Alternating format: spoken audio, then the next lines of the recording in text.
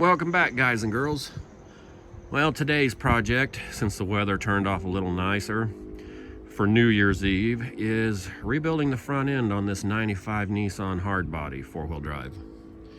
And as I was trying to put in the ball joints, I ran into an issue that is all too common when you're working with new parts. That is threaded holes that you can't get the bolts to start in. And I build machinery for a living. This is a common occurrence, across different trades, whether it be because the holes just weren't machined very well. Sometimes the hardware has been thrown around and has nicks and dings in it, but usually it's paint or powder coat. So guys, when you're doing this stuff, do yourself a favor, just get you a tap. Be careful about it, but get you a tap, run it through the holes, because I guarantee you it will cause you a lot less heartache and cursing when you're trying to hold that part up in there, get it just right, and thread that bolt in.